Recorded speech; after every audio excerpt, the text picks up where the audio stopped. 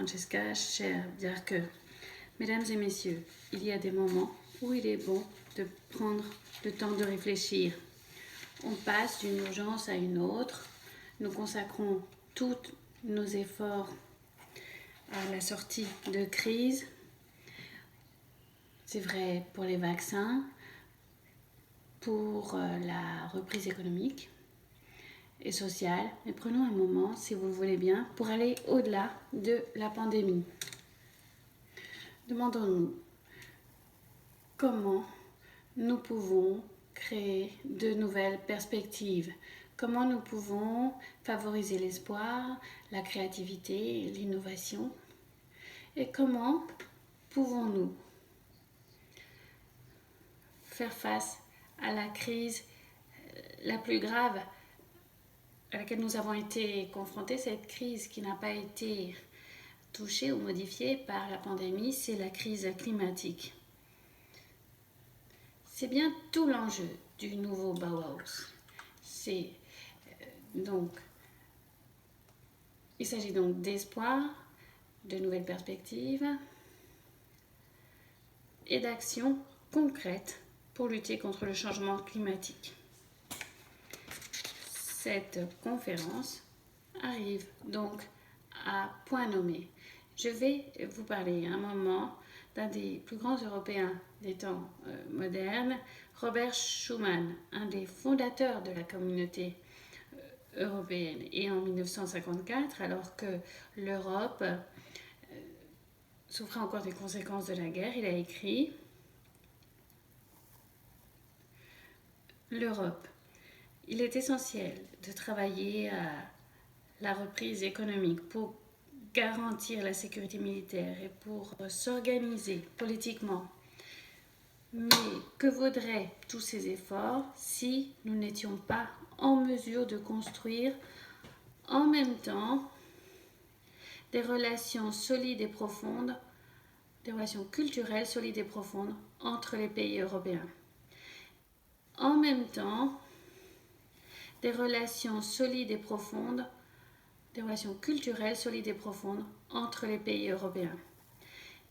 C'est ainsi que nous construirons un esprit européen et tout le reste suivra. » Fin de citation. Robert Schuman avait compris l'une des clés du succès du projet européen.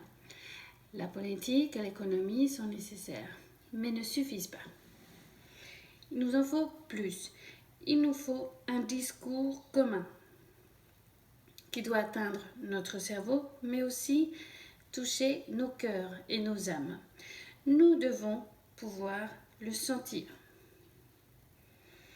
Le nouveau Bauhaus européen veut générer ce sentiment pour le pacte vert européen. Avec le nouveau Bauhaus européen, nous voulons que ce pacte vert soit tangible, palpable. Nous voulons ajouter une dimension culturelle à la transformation économique et technologique. Il est essentiel d'y parvenir, et ce parce que nous avons un objectif principal, à savoir la neutralité climatique en Europe d'ici à 2050, en réconciliant notre mode de vie et la nature. Pour y parvenir, il nous faut les deux, une transformation réelle de notre économie et de notre société et un débat sur la façon dont on veut vivre face à la nature et la planète. Historiquement, le Bauhaus a été fondé à Weimar et à Dessau et c'est devenu un mouvement mondial et ce n'est pas par hasard que c'est arrivé. Certains des éléments qui ont fait le succès du Bauhaus peuvent nous inspirer aussi. Je mentionnerai 3 caractéristiques. D'abord, le Bauhaus historique a été créé à une époque de transformation profonde. Il y avait l'industrialisation et ses défis. Gropius et les autres fondateurs voulaient réagir face aux nouveaux besoins, des besoins d'une nouvelle ère. Ils voulaient des solutions fonctionnelles, abordables, mais aussi esthétiques. C'est avec ce principe qu'ils ont construit des bâtiments, construit des tissus, des meubles, et leur but allait au-delà du design. Et le nouveau Bauhaus européen recherche aussi cette alliance de l'esthétique et du caractère abordable. Mais nous ajoutons aussi la durabilité. Le nouveau Bauhaus européen veut donc combiner la durabilité et le style. Deuxième ingrédient, le Bauhaus historique a promu de nouveaux matériaux comme l'acier, le ciment. C'était osé à l'époque. Aujourd'hui, nous devons aussi réfléchir à de nouveaux matériaux de construction. Et là, l'enjeu, c'est la durabilité des matériaux qui requièrent moins de CO2 dans le processus de fabrication. Et le nouveau Bauhaus européen vise l'accélération de la transformation de l'environnement construit. Nous voulons utiliser plus de matériaux naturels, soutenir le design circulaire et l'architecture circulaire. Les bâtiments représentent 40% de notre consommation énergétique. Si nous réussissons à changer ces chiffres, nous avons de bonnes chances de rester en deçà de 1,5 degré d'augmentation. Il y a eu le prix d'architecture, le prix Pritzker, et il a été octroyé non pas à de nouveaux bâtiments, mais à des rénovations. C'était la première fois en 46 ans.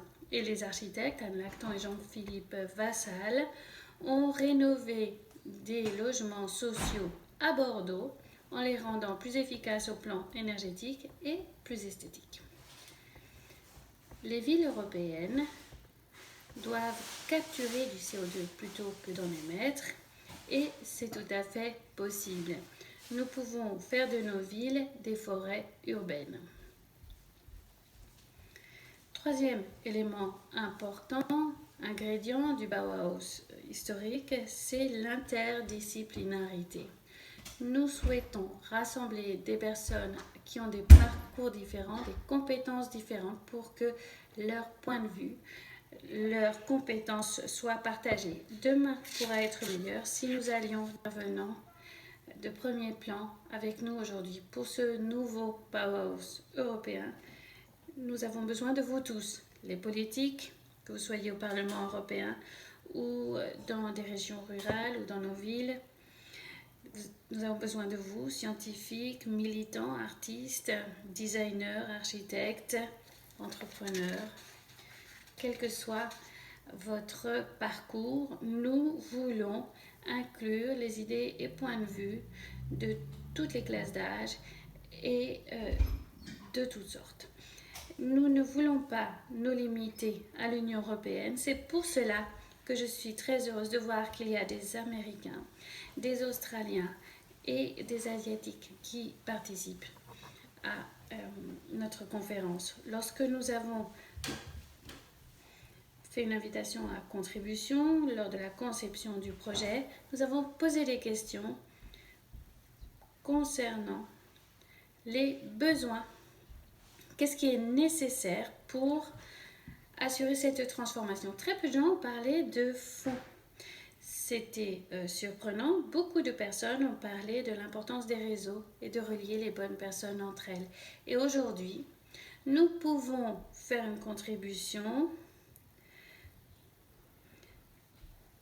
à l'évolution de ce réseau, le nouveau Bauhaus européen. Je suis heureuse de voir que le projet a déjà commencé à prendre forme. Il y a eu les séances d'information qui ont rassemblé plus de 5000 participants. Des dizaines d'événements et de discussions ont eu lieu dans les États membres, de la Croatie à la Finlande, de la Slovénie à l'Espagne. Il y a des centaines de contributions qui ont été publiées sur le site internet, où au Portugal, 3 ministères travaillent avec des architectes et des designers,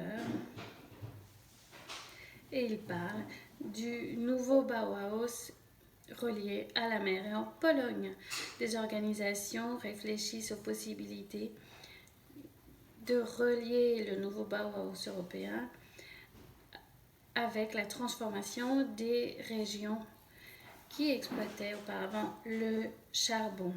Nous sommes très heureux de voir l'intérêt marqué du Parlement européen et du Comité des régions. Merci à vous tous.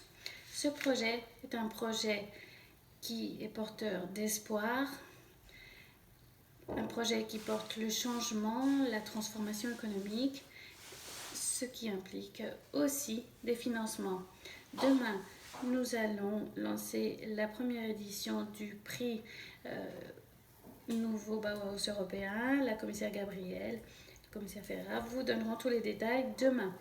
Nous voulons honorer ceux qui ont été des modèles pour ce nouveau Bauhaus européen et nous allons lancer un appel à proposition de projets pour 5 projets pilotes avec un financement global de 25 millions d'euros et une possibilité de combiner cette aide à des fonds structurels. Il y aura d'autres appels à projets. J'espère que cette conférence permettra de contribuer à la transformation, de relier plus de personnes qui souhaitent cette transformation également.